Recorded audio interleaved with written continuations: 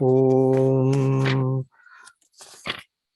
Sahana Bhavatu Sahano सहनौ भुनक्तु Bhunaktu सह Sahaviryam वीर्यं करवावहै Karavavahe Tejasvi तेजस्विनावधीतमस्तु Navadhitamastu Ma Vidvishavahe Om Shanti Shanti Shanti. So Kathopanishad, this is our second class, and today we're going to begin by looking at the peace chant, the Sahana Bhavatu. This is it's very well known. What does it mean exactly? So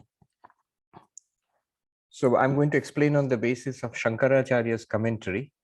Now, Shankaracharya has not written a commentary on the peace chant in this Upanishad, but in the Taittiriya Upanishad, you come across the same peace chant in the second section, the Brahmananda Valli of the Taittiriya Upanishad. So there the same Sahana Bhavatu is there. And there Shankaracharya actually explains, gives a commentary on the Sahana Bhavatu. What does it mean, this peace chant? So Sahano Avatu, Sahana Bhavatu, you understand it, you read it as Sahano Avatu. Saha, together, no, both of us, the two of us, teacher and taught, Guru and Shishya, the two of us, Avatu, may the Lord protect both of us. Here, when the prayer is always addressed to Brahman, but in what sense Brahman? Not in the sense of the absolute reality, the sense of God, Saguna Brahman, Ishvara, Bhagavan. So we pray to Saguna Brahman, may you be gracious and protect both of us, the teacher and the taught. Saha no avatu. Next, Saha no bhunaktu. May Ishvara or Bhagavan be gracious and bless us with the results of the study. Bhunaktu means let us enjoy or experience the results. What are the results? Ultimately, the results of the study of Upanishads will be enlightenment and freedom from suffering, attainment of fulfillment. So freedom from suffering and attainment of fulfillment are the ultimate results. Of course, though that's not said here directly, just said, let us both enjoy the results of this study. Bhunaktu means to experience or enjoy by the grace of Bhagavan. Then next, Saha Viryam Karavavahe. Let us both do, Viryam means powerful or effective. Here it just means let us both have the capacity for knowledge. So the capacity for knowledge, we remember that in Vedanta, the qualifications for knowledge are the fourfold qualifications. If you remember, Viveka, Vairagya, the sixfold treasure, and this Mumukshutvam, intense desire to be free. So when we enter into Vedanta, these qualifications are necessary. These make us qualified as seekers of Vedanta. With these qualifications, this study will lead to enlightenment and freedom. And these qualifications all of us have as seekers, but they have to be at a certain level of excellence. So all of this, Shankaracharya simply says, let us have the samarthya, the capacity for this vidya, for this knowledge. That is the meaning of Saha Viryam Karavavahe. Just by the way, these qualifications for Vedanta, the fourfold qualifications, when we read texts, much later texts like Vedanta Sara, it's all neat and geometrical. You know, you enter into Vedanta, what is the objective of Vedanta, who is qualified, what are the fourfold qualifications. But when we have gone back to the source, like the Upanishads, right now what we are doing, we will begin to see how what we read in these earlier texts, like in this later text, like Vedanta Sara, they are a systematization of materials gathered from these Upanishads. So as we go into this Upanishad, for example, we'll see how the same qualities are found here, but they are scattered and you have to dig, find them out, and then ultimately systematize. And later in texts like, Vedanta Sara, Vivek Chudamani, it seems very neat, that fourfold qualification. But where did they come from? How did you get them? We'll see in these texts. Anyway, Saha Viryam Karavavahi, let us have the capacity for knowledge, both of us, by the grace of God, by the grace of Saguna Brahman, Ishvara, Bhagavan. Tejasvi now adhitamastu. Let our study be luminous. Luminous means the capacity to understand what has been taught. Artha dharana. Shankaracharya says the capacity to understand. And here understanding is just not understanding what has been taught in the text or by the teacher. Here understanding means up to the level of enlightenment, up to the level of Brahma Jnana, the realization that I am Brahman. By the grace of God, by the grace of Ishvara, let that happen by the blessings of the Lord. Ma vidvishavahe. May we not have friction, misunderstanding, quarrels between teacher and taught. So once again, Sahana Bhavatu, by the grace of the Lord, may we both be protected, teacher and the taught. Sahana Bhunaktu, may we both enjoy the results of this study, which is ultimately enlightenment, freedom from suffering, attainment of fulfillment, the goal of human life. Sahaviryam Karavavahe, may we have the strength, the qualifications for this quest, this spiritual journey. Tejasvi Navadhitamastu. The two of us, may we have the qualifications, may we have the capacity to understand this knowledge. Tejasvi means radiant, luminous. May our study be radiant or luminous, which means may the meaning of these texts, this what we are studying, may it become clear to us and meaning to the extent of realization, enlightenment. Ma vidvishavahe, may there be no disagreement, quarrel, friction between teacher and taught. Om Shanti, Shanti, Shanti. Peace, peace, peace. Three kinds of obstacles are there. There is adhyatmic, obstacles to study and to the ultimate realization.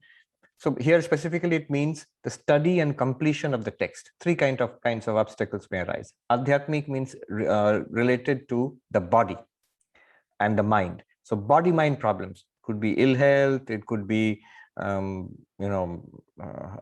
depression, unhappiness, stress, so whatever it is, physical and mental obstacles.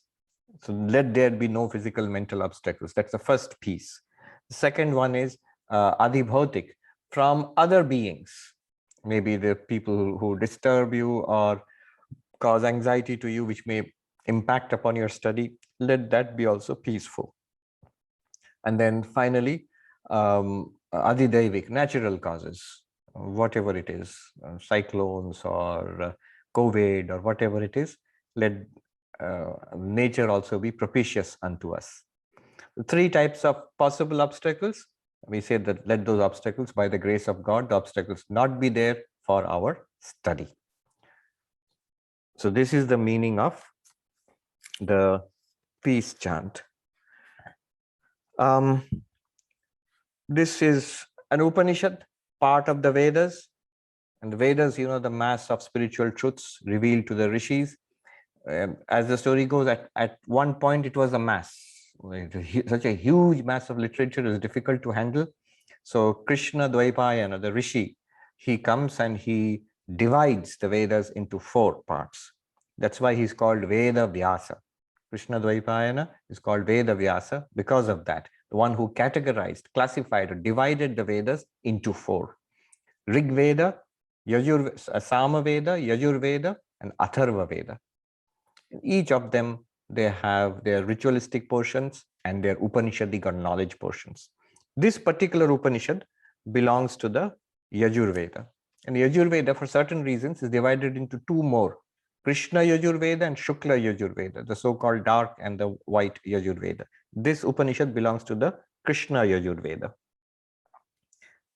Upanishad itself has 2 chapters.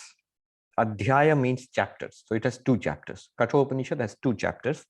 And each chapter has 3 sections. The sections are called Valli. Chapter is called Adhyaya and the sections are called Valli. So 6 sections in all. 3 in the first chapter, 3 in the second chapter. Altogether, there are 119 mantras. Notice, whatever you find in the Upanishads, these texts are, because they are part of the Veda, they are called mantras. You may find a verse, a shloka, but in Upanishad, you won't call it a shloka. It's a mantra. Whereas verses in the same mantra, in fact, is quoted by Krishna in the Gita, but then Gita, it will be a shloka. It's a verse. So this, the very prestige of belonging to the Veda, it shows there. These are mantras of the Vedas. So 119 mantras spread across 6 sections, 2 chapters, 119. And if you include the Shanti mantra, Sahana Bhavatu, then 120. So 120 mantras. It is not as huge as the Brihadaranyaka or Chandogya, which are massive texts, not as tiny as the Mandukya, which is the shortest of the Upanishads. So it's sort of a middle range Upanishad, something like Mundaka Upanishad, then Katha Upanishad, your Aitareya, Prashna. These are all middle length. Even to some extent, you might say the Taittiriya, they're all sort of middle-sized Upanishads. All right, so that's a little bit of background.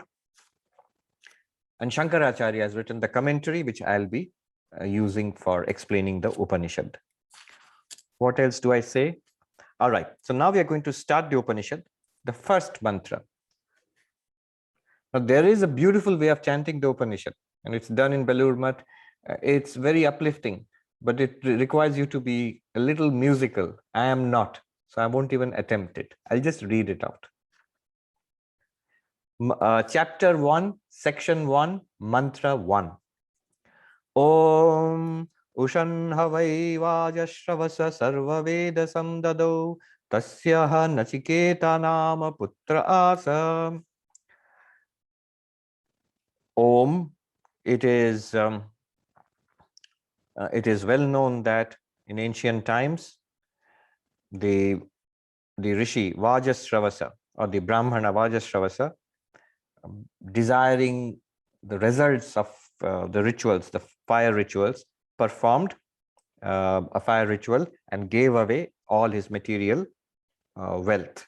He had a son called Nachiketa. He had a son called Nachiketa.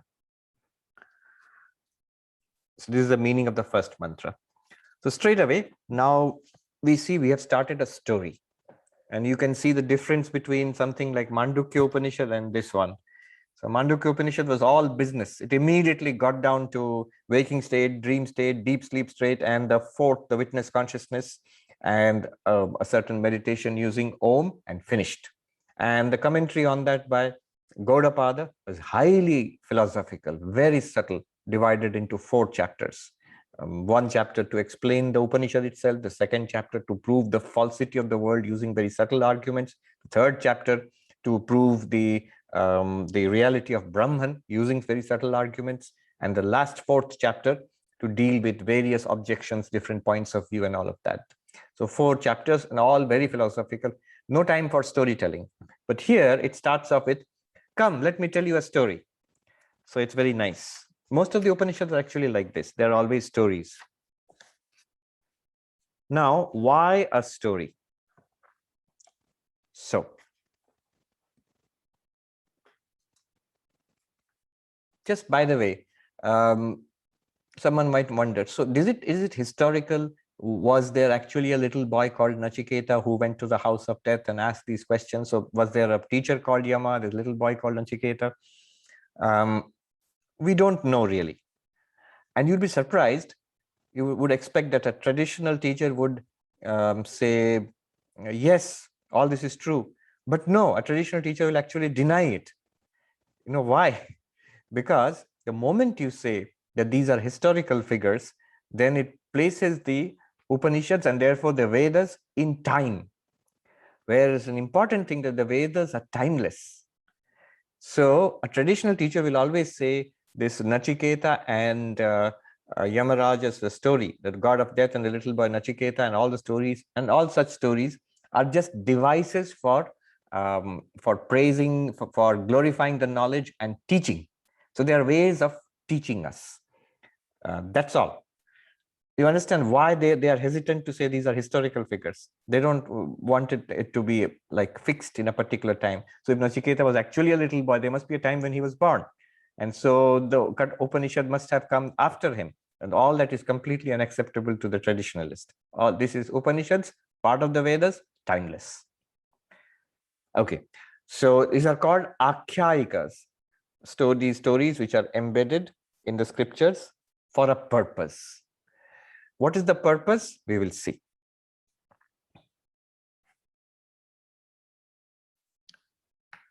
So the first purpose is that to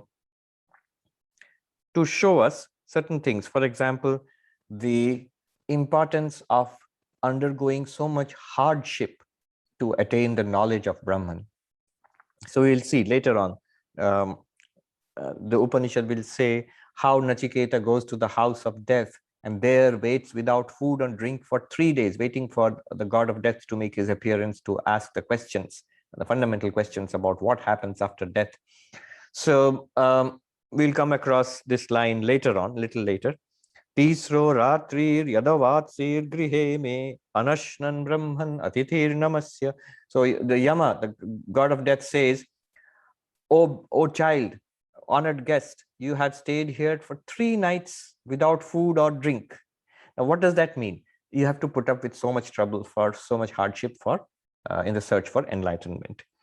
Then we find things like, for example, Vairagya, a complete dispassion for worldly pleasures. So Nachiketa will say, again, we'll come across it a little later.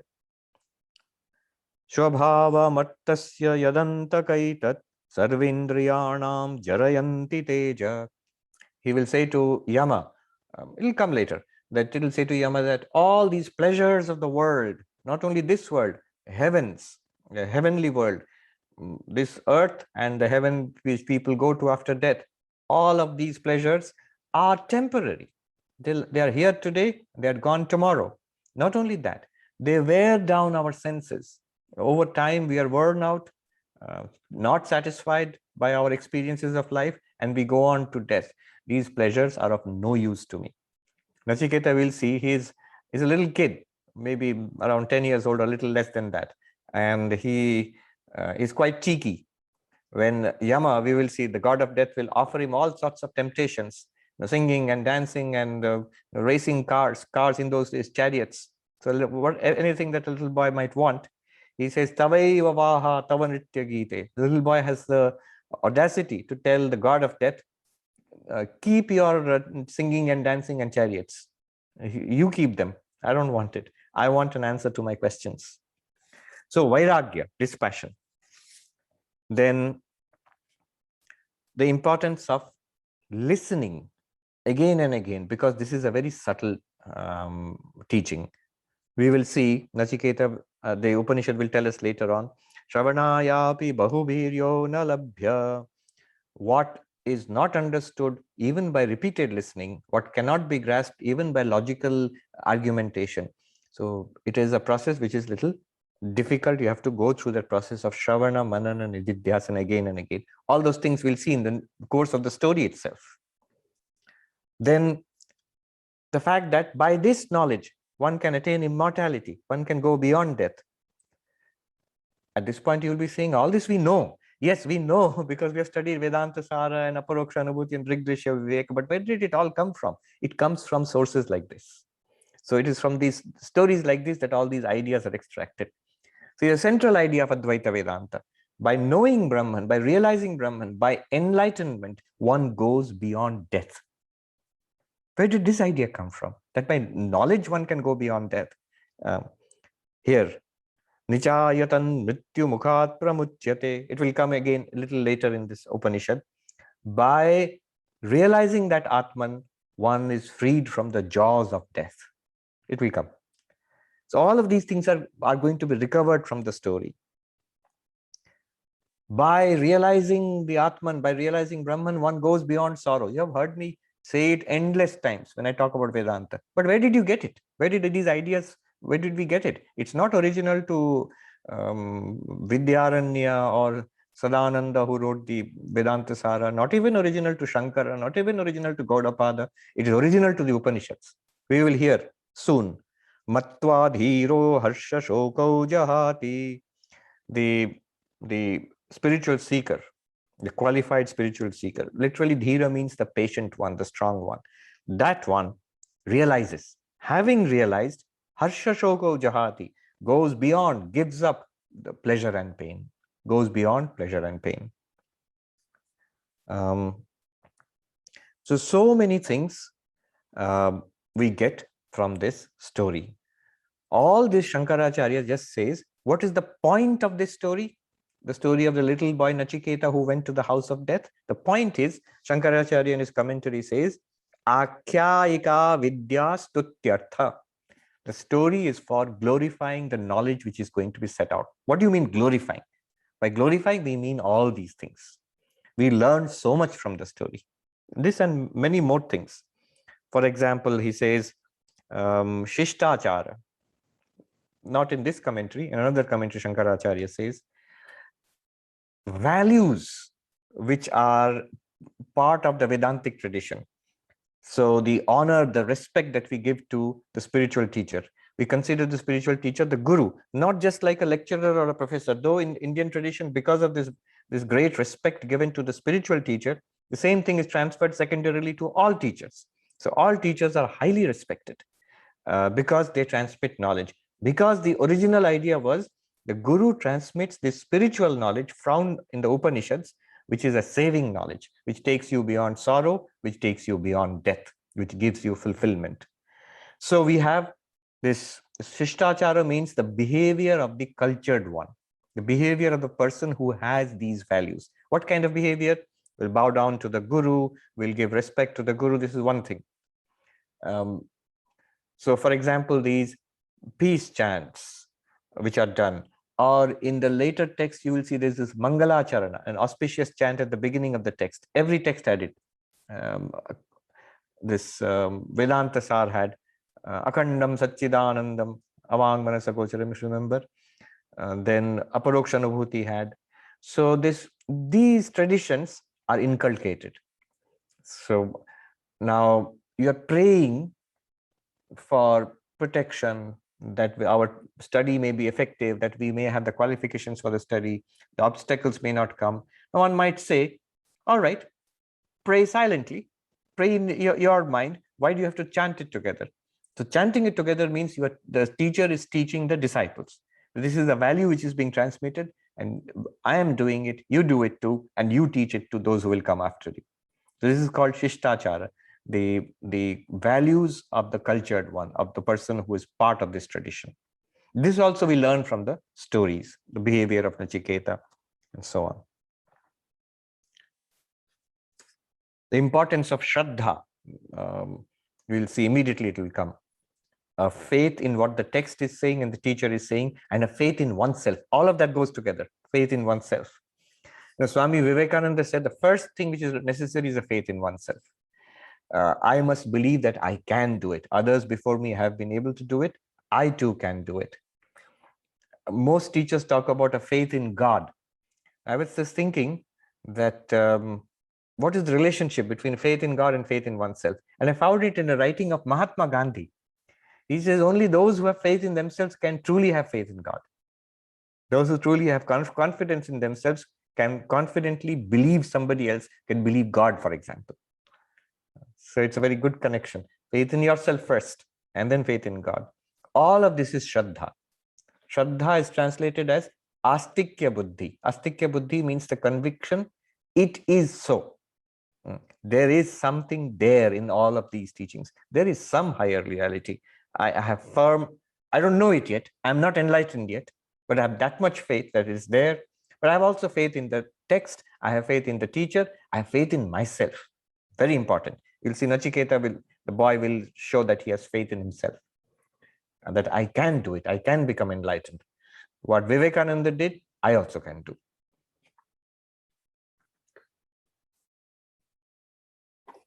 Now, let's come to the mantra itself.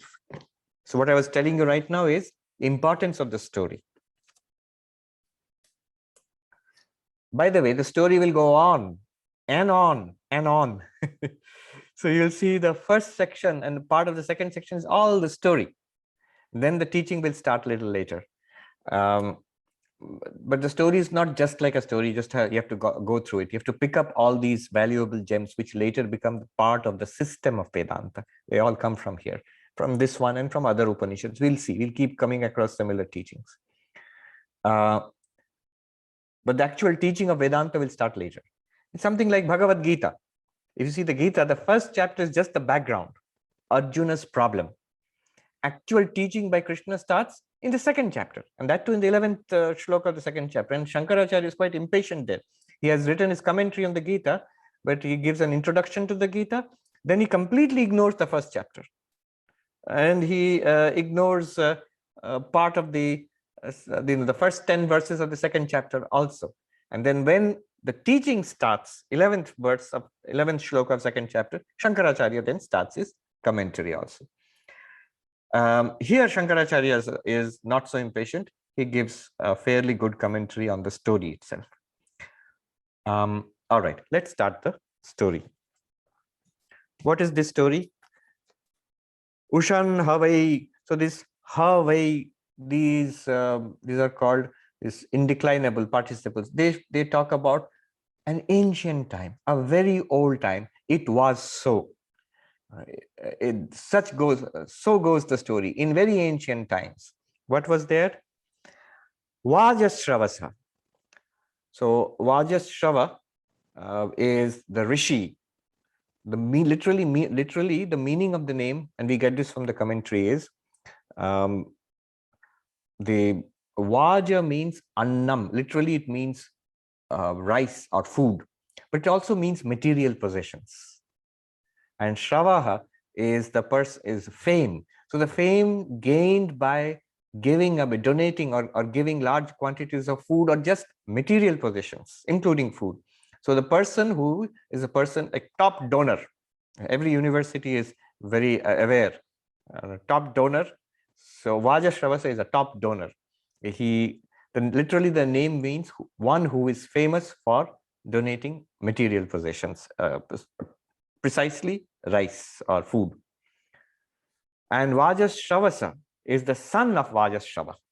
The son of Vajasrava is Vajasravasa.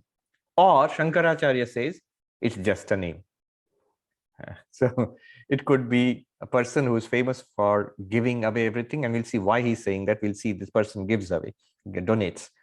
But also it could just be the name. So Vajasravasa is the son of the famous donor Vajasrava. What did he do? He performed a ritual. Now, we must understand, this is where the Upanishad is connected to the rest of the Vedas. Remember, I told you the Vedas have broadly two parts, the ritualistic portion and the knowledge portion. And the Upanishads, which concern us, is a knowledge portion. The knowledge portion itself is Vedanta. Upanishads and Vedanta are the same thing, but the Upanishads are part of the Vedas. And this you will see in all the Upanishads. The roots lie in the ritualistic portion. So you will see it's part of that culture. All right, let me go on. So what did this person do, Vajasravasa, Nachiketa's father? He performed a ritual. There are many kinds of rituals, and these rituals were meant to give you some results. Rainfall, victory over enemies, prosperity, children, and most important, which will give you heaven after death. So all these rituals, they generate plenty of good karma. There was a technical name for that. It was called apurva, the results generated by Vedic rituals. So these results will give rise to what you deserve. You can like credit. You can spend it, and you can't have a choice exactly, that you can't say that I'm going to do this ritual and let the latest iPhone come to me. You can't do that, but you can. It's just a lot of good karma in your account, so your life will be good here in this life, and after death you get to go to heaven, one of the best heavens, and after that you get a good birth again. So all of this is ensured by the karma kanda. So you can see how attractive it was. That was the kind of popular religion which people had in those days. And we can see Nachiketa's father is one of them. So those rituals were performed for results, especially heaven. So they were called yajna, fire rituals, or yaga, fire rituals. And they were performed by anybody who was part of the Vedic culture. One of those rituals is the Vishwajit Yajna. It's called the Vishwajit Yajna.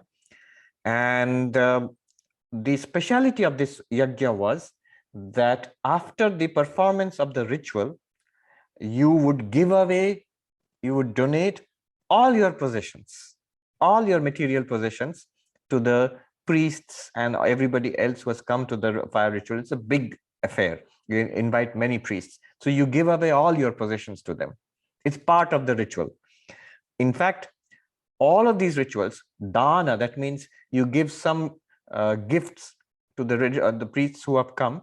That is part of that, and they will bless you. You give the gifts after the ritual is performed, and you give those gifts to the priests. And there are multiple priests representing the different Vedas, and each had a different role to perform. In large-scale pujas, nowadays in Hinduism, we have these grand pujas which have replaced the fire rituals. The big-scale fire rituals are very few now. Not that they are not performed, still performed in Hinduism, but very rare. But now we have the large-scale pujas. So one is over now. Ganesh Puja is over now, big one. And another big one is coming, which is Durga Puja.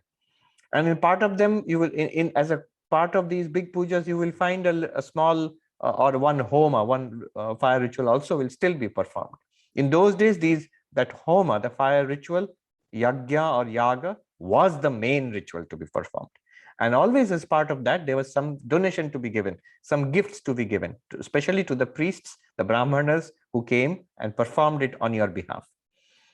Now, the speciality of this particular fire ritual, Vishwajit Yaga, is that you would give away everything. All that you possess, you give it away. So what was the purpose of this Vishwajit Yaga? Actually, no direct result is mentioned, but there's a discussion in the Mimamsa Sutras about this.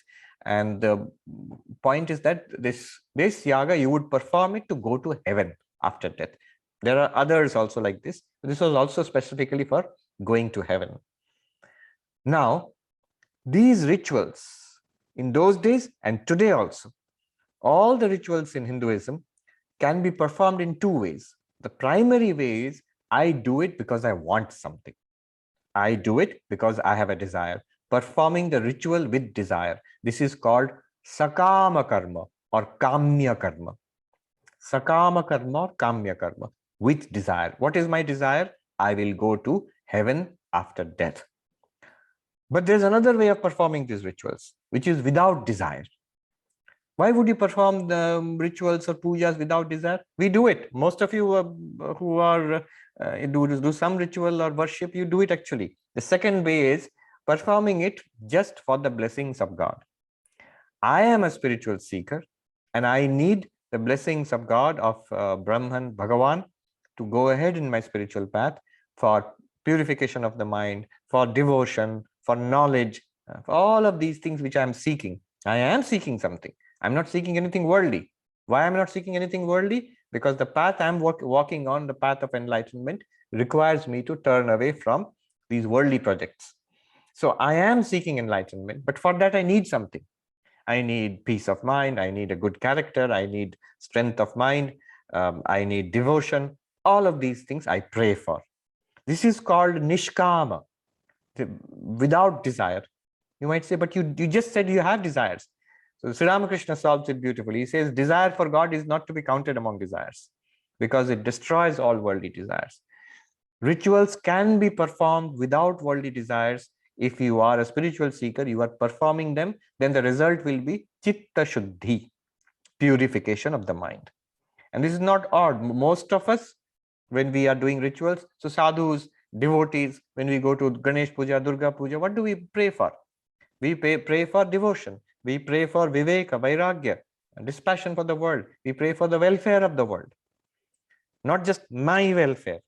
I should get, this is my Christmas shopping list. May God please give me these things. No, then it becomes sakama, with desire. If you pray for the welfare of everybody, then it's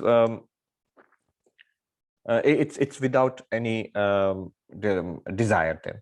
It becomes nishkama karma.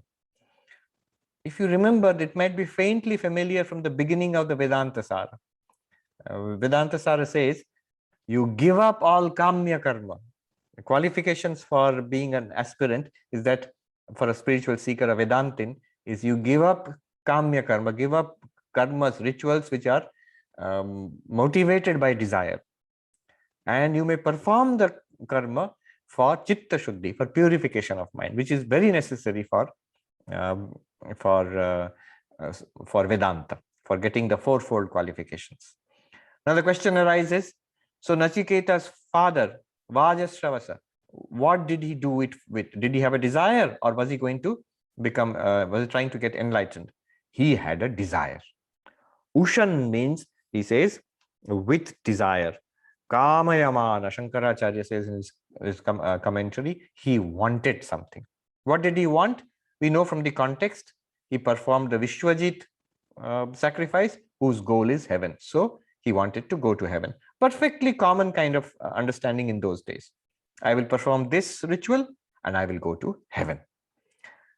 So Ushan, desiring a result, which is heaven, Vajasravasa, Nachiketa's father, this Vedic Brahmana, Sarva Veda Samdado, he gave up all his material possessions. He donated all his material possessions.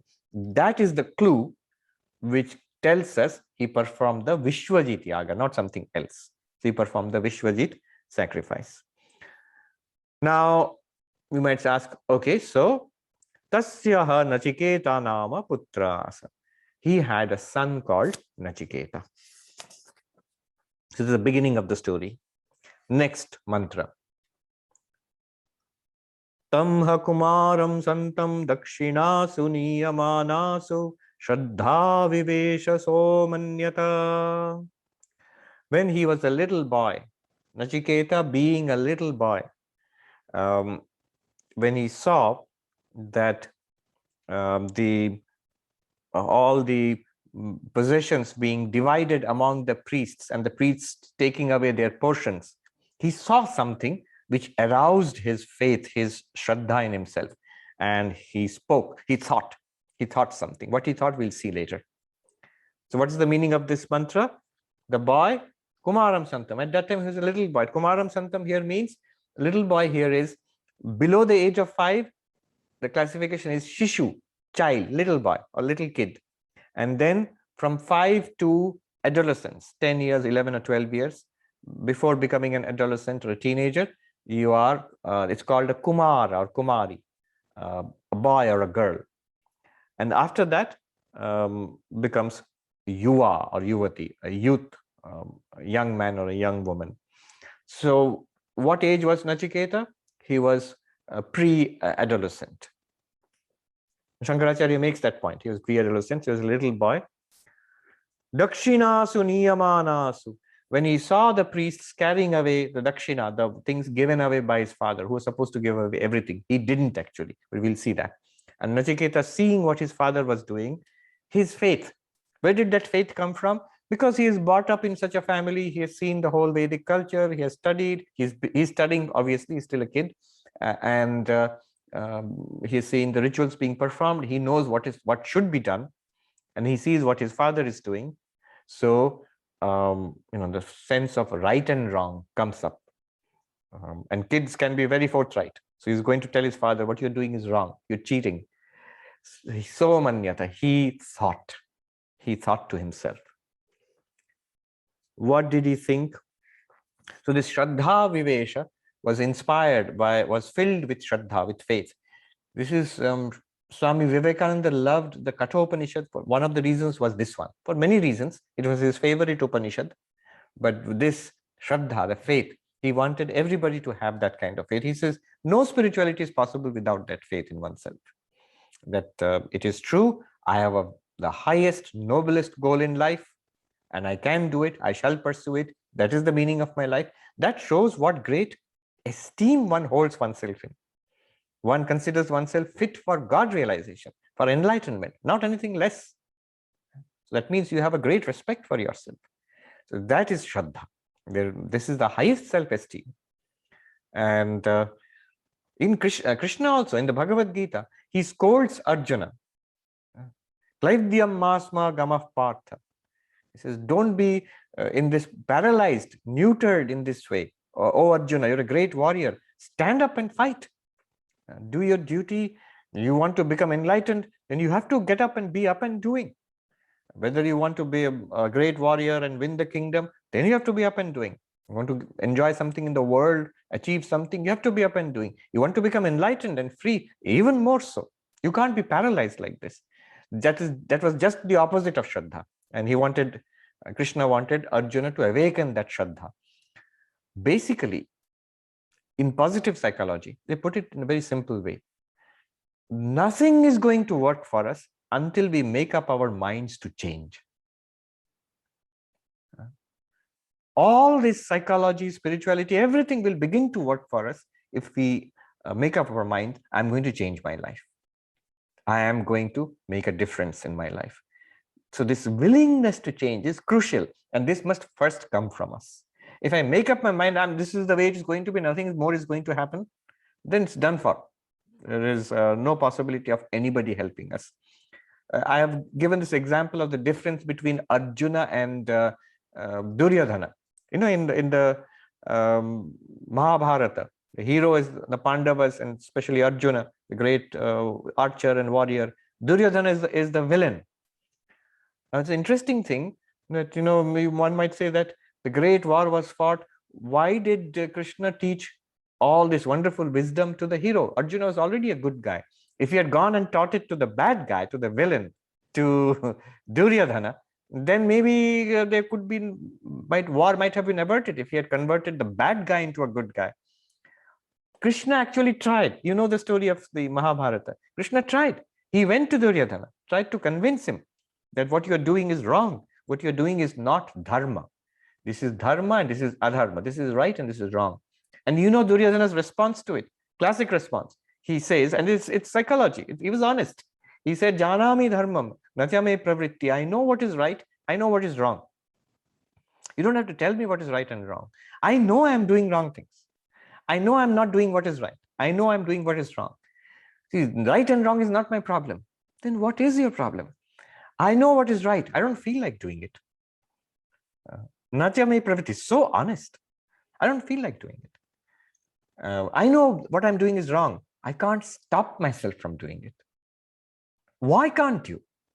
When he so deep in this psychology Duryodhana exposes, he tells Krishna, look, my problem is this. Kenapi devena hridistitena yatha niyojito asmi tatha karomi. There is some power within me. And that is this internal, my vasanas, call it whatever today Freud will call it unconscious urges, whatever it is. My id, the subconscious, the urges there. It is forcing me to act in this way. I can't do anything. At no point did he say, I'm willing to change, please help me. Everything the Duryodhana said was truth, but never did he say, this is my condition, how do I change? Arjuna says the same thing in the Bhagavad Gita. Ata kenoyam papam charati purushaha.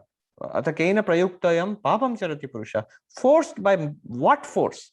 By what subconscious urge, force does a person do anichannapi, not willingly, is forced into the wrong path? You can just have to see an addict to see that person is suffering. So running after drugs or drink or whatever it is, person would be, if it's possible to be free of this demon, the person would be free of this demon, but is not able to stop it. So Arjuna acknowledges that there is this force, which even when I know what is wrong, makes me do it. Even when I know what is right, there is no motive power to do it. But Arjuna asks, how can I change? What can I do? Please help me. Please teach me. And then Krishna teaches. So this is the difference. Arjuna has that Shraddha, the faith in himself, that this knowledge of Brahman, which Krishna is telling me about, this is a wonderful thing. The second chapter in the Gita, Krishna tells him, it's all taken from these Upanishads, a lot of it from Katha Upanishad. And Arjuna feels, I can do this. I want this.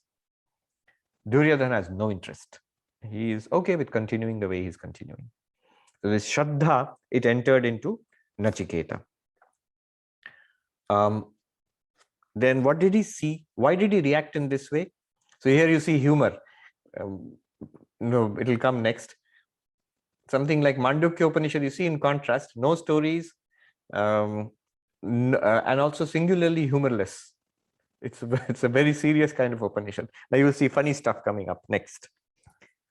Third mantra, Pitodaka Jagdha Trina Dugdha Doha Nirindriya Ananda Namate Loka Tansa Gachyati Dadat. So one who gives cows like these, which have drunk water, which have eaten grass, which have been milked once for all, which cannot give birth to calves, giving donations like this, giving gifts like this, assures you of going to the lower worlds, the cheerless worlds, hellish worlds. You will attain to hellish worlds. Okay, what is this? This is very sort of very ancient humor. Remember, you're supposed to give away everything, and that includes, in those days, if you were a wealthy person, you had lots of cows. So cows were a kind of wealth at that time. We know the classic scene in the Brihadaranyaka Upanishad, we'll get to it eventually in a few years' time, where the great Vedanta teacher Yagyavalkya, who comes to the court of King Janaka, the Emperor Janaka, and is going to be a big debate on the nature of ultimate reality. So see, in an emperor's court in those days in ancient India, they were having debates among scholars, and what was the topic? What's the ultimate reality? And the one who knows the ultimate reality, the best of the knowers of Brahman, they will get 1,000 cows. That's the promise. So the debate, and there is a result of the debate that you will get 1,000 cows. And Yagyavalkya, the great rishi, who is the hero of that whole Upanishad, the teacher of Brahman, he comes and he has a student. He tells his student, drive away all those cows and take them to our ashram. Even before the debate. And all the debaters are furious. And they howl in protest and they say, what? You think you are the best knower of Brahman? Without any debate, you're claiming that? And there's humor there, because Yagyavalkya says, oh, no. I never said this that I'm the best knower of Brahman among all of you. I just want the cows. This Gokama, I just wanted the cows. I'm just taking the cows away. And of course, there's a long debate. And his greatest opponent is actually a woman, a rishi who is a lady, Gargi. And they have this long debate where Yagyavalkya teaches Brahman. Anyway, similarly, you see, wealth, cows are wealth. And so among all the things that his father is donating, he's donating the cows. But Nachiketa notices he's donating the worst of the cows. He's not giving away the good stuff. So I'm sure he's just put the good stuff somewhere else and he's just giving away what he doesn't want anyway. So it's, and he says, you want to go to heaven with all these rituals. But don't you know that if you cheat in this way, you are going to go to hell. You will go to the world's cheerless worlds, Ananda Loka. Nanda means joy. Ananda, no joy. Nirananda. Ananda is joy. Nirananda, no joy. Ananda is also no joy. You will go to the worlds which are joyless, cheerless, dark, full of suffering, hell. You'll go to hellish worlds. Why are you doing this? So that's what he thought. And when he spoke up, he didn't say this, but he was thinking this. What is the meaning of these words? Pitodaka, having drunk water. What does it mean? It's so old and feeble, it can't drink water anymore. So it's drunk water for the last time, the cows. Jagdatrina, having eaten grass. That means it can't eat anymore also, can't digest anymore. It's so old and feeble and about to die. So it's having the one who has eaten for the last time. Dugdhadoha, having been milked for the last time, will not give any more milk also. Nirindriya is not going to give birth to calves also. So the ones which he does not want, he's going to give them away. That's what he's doing. And it's not all that unknown. I mean, I see it all the times in the New York, you see on the steps of the brownstones, all the stuff which are being set out there. You can just, they're there for pickup, you can the curb pickup, you go and pick up whatever you want. People, there is sofas, there is old electronic equipment, there is books, and they're just for taking away. But they are not the best stuff of the people in there. They're just the stuff people want to get rid of. So what Nachiketa's father did is, you see all around, that's exactly what his father was doing. Getting rid of the stuff, too much stuff. I don't want all this stuff. I will give it away to the priests who have performed the yajna. So and the boy sees through it. I mean, children are very honest and forthright that way. He sees through it, and he sees the contradiction in this. He's not only cheating the priests, he's cheating himself. My father is cheating himself.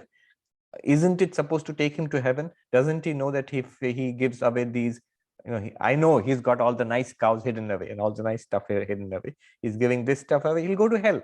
He's just cheating himself. All this is useless, what he's doing. Before I go ahead, let me tell you a funny story. This was about 20 years ago. I was a young novice in our ashram in Deoghar in India. And a very senior Swami, Swami Atmasthanandiji, who was the general secretary of our order at that time. Later, he became the vice president and then finally the president of our order.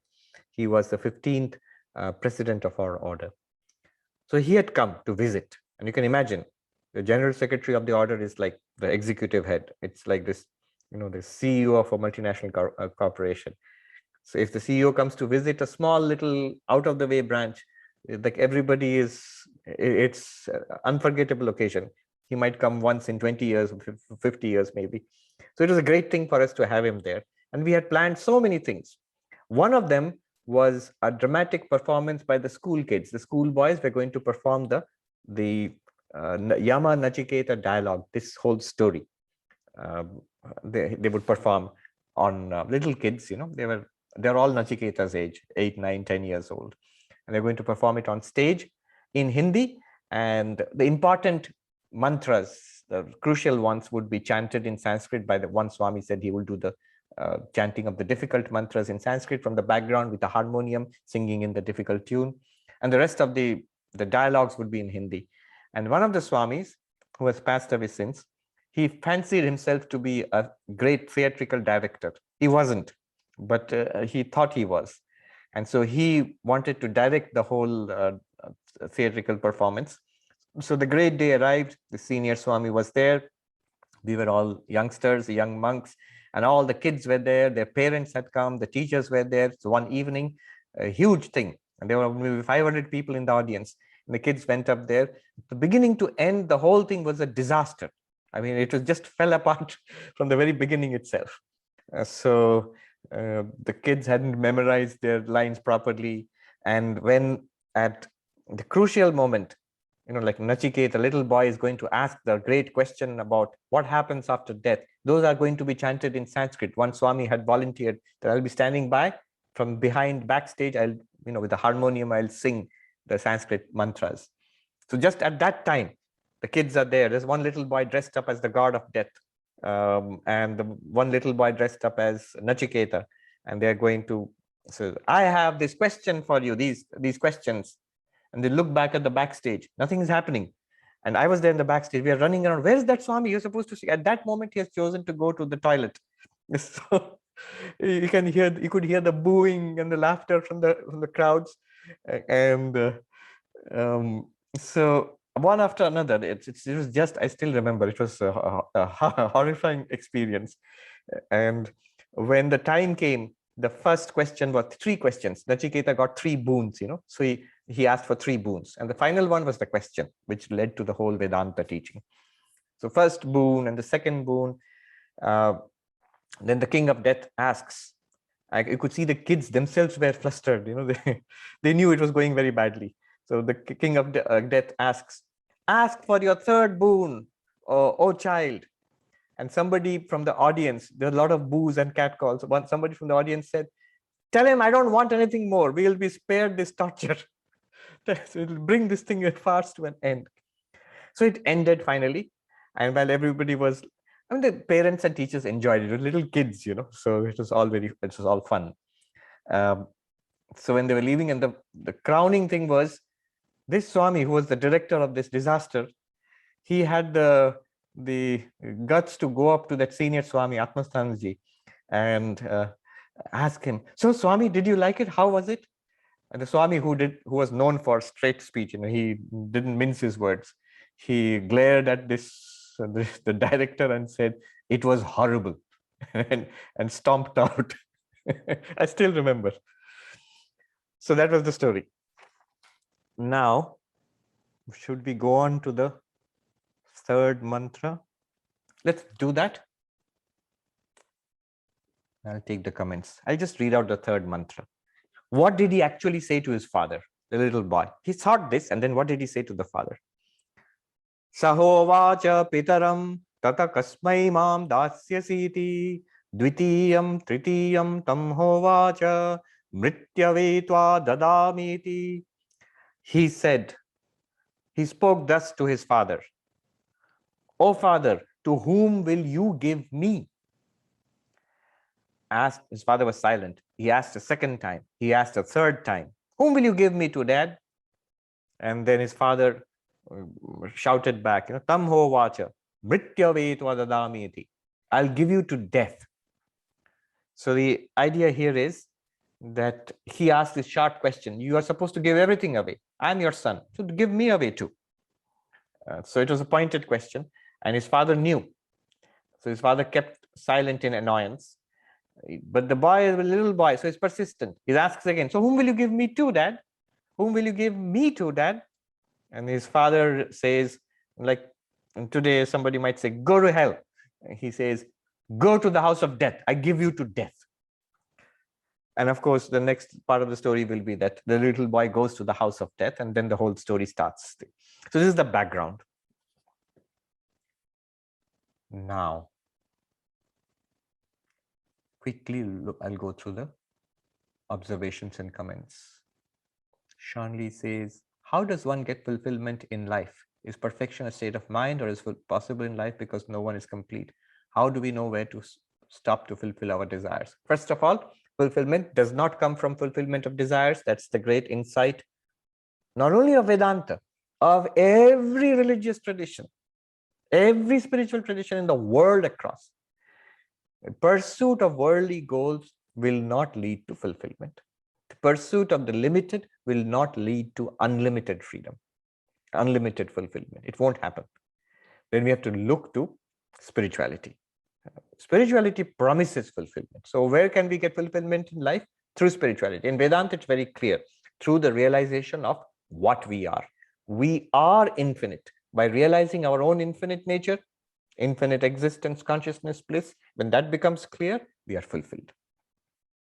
Gaurav asks, outside objects seen by eyes can be reduced to perception. Perception. So it sounds like the Ashtavakra retreat. Perception can be reduced to sensing or perceiving. That can be reduced to awareness. This makes us understand how this world is appearance in awareness. Yes, you discussed in the retreat, and Rupert Spira also emphasizes this fact. Is this approach explained in some Sanskrit scripture? Yes, we will come to it. Don't worry. A number of places, and here in the Kathopanishad itself, one of the teachings will be this one. If yes, then which one and where? I want to read it so that I can deepen this understanding. We'll come to it, don't worry.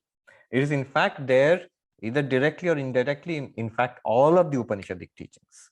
In all of the Upanishadic teachings, actually, it's there. We'll see how. And specifically, we'll see here in the Kathopanishad, it will come later. In this day, in the form in which Rupert Spira teaches it, it comes from a great non-dualist teacher in the south of India in the 1940s and 50s. Yeah, his name was Atmananda, Krishna Menon. Krishna Menon. He lived in Kerala, and he taught this particular method of reducing external world into perceptions, perceptions into mind, mind into awareness.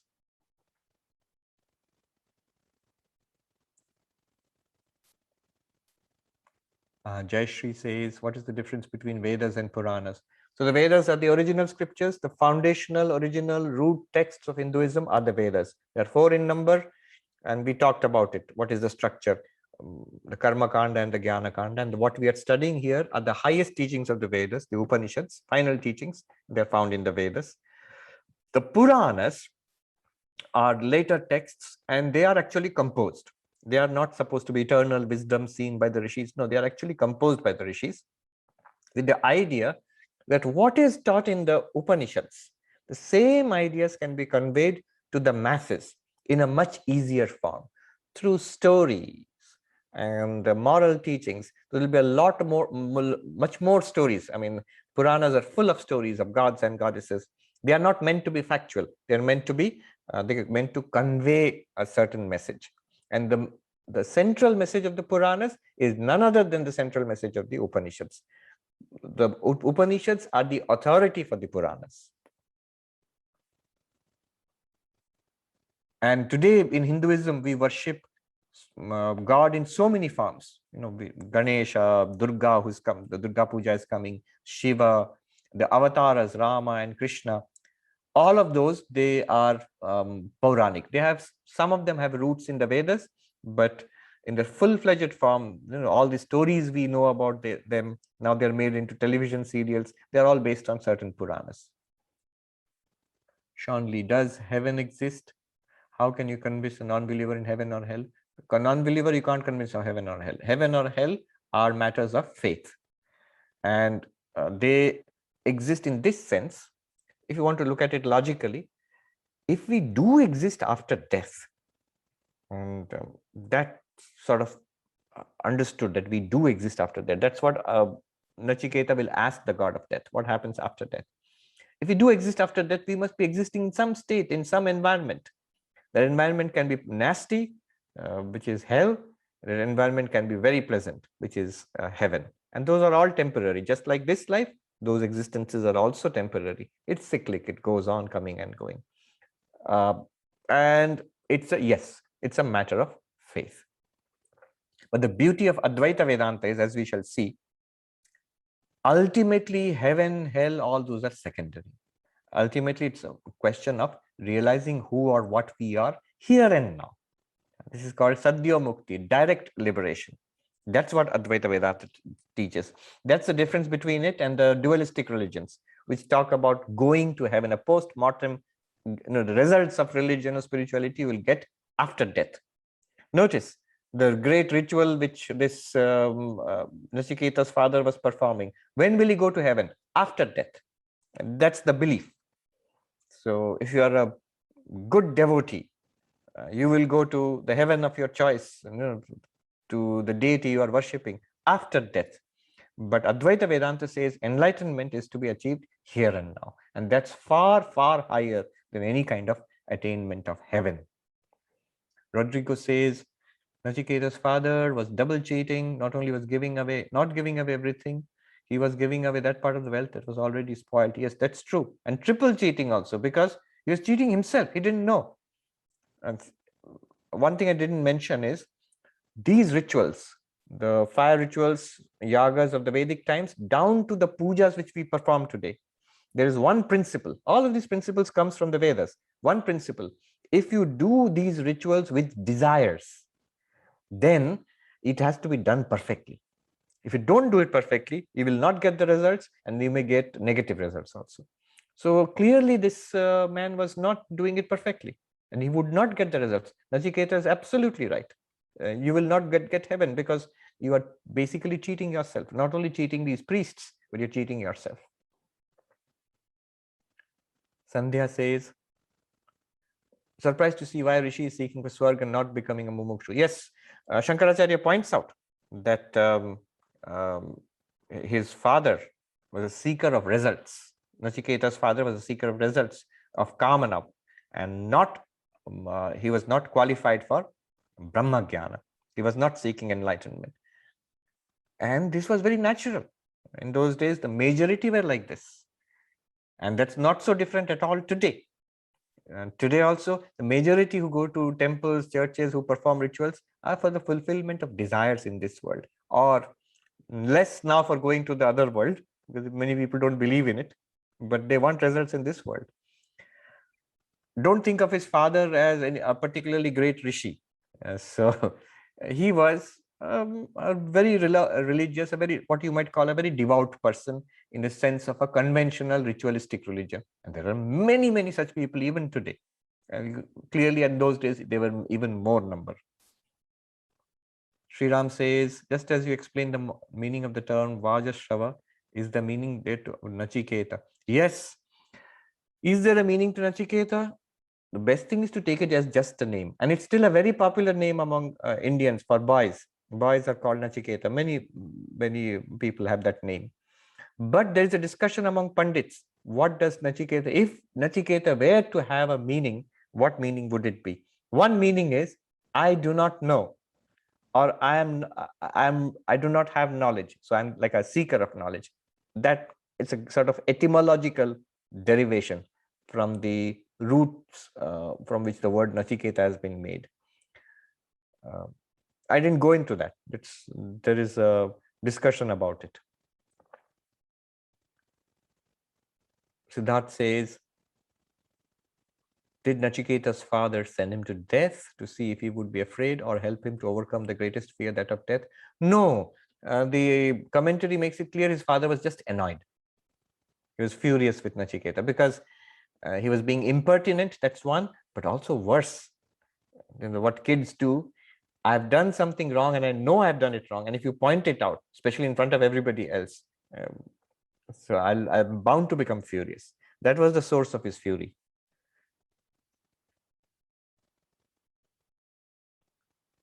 Then also remember, this is a teaching technique. So Shankaracharya says in another Upanishad's commentary, why are these stories there? So he says, this is a subtle matter. It becomes easy of comprehension if there is a dialogue. If there is somebody who asks question and somebody who teaches, if there is a teacher and student, or two people who are arguing, one for this side, one for the other side, we often find this structure in the Upanishads. So it's like a dialogue. Shri says, so is there a Ramakrishna Loka, which is heaven? Yes. Is that not the ultimate goal? Yes. So that is the ultimate goal if you are a devotee. If you would want to maintain your individuality and stay in the presence of God in the form of Ramakrishna, if that is your Ishta Devata.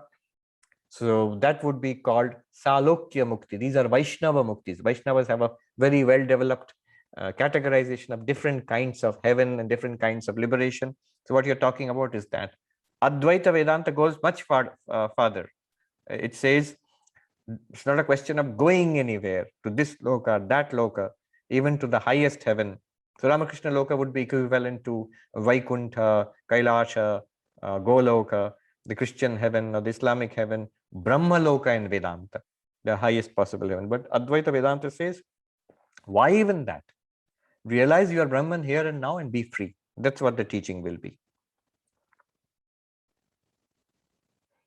The general idea in Vedanta is those who are spiritual practitioners, who are seeking knowledge and who are devout, if you are sincerely you've practiced this, suppose you do not attain enlightenment, the realization that I am Brahman, but if you have devotion, you will not come back, or if you might go to these highest heaven. That means say Ramakrishna Loka or Vaikuntha or Kailash or something like that, and you would stay there until you attain the final enlightenment that I am Brahman. That is called Krama Mukti, sequential liberation. Of course, people at a lower level would come back again and continue their spiritual practices. Okay, that's wonderful. We will follow up again next week. Om Shanti Shanti Shanti Hari Om Tat Sat Shri Ramakrishna Arpanamastu.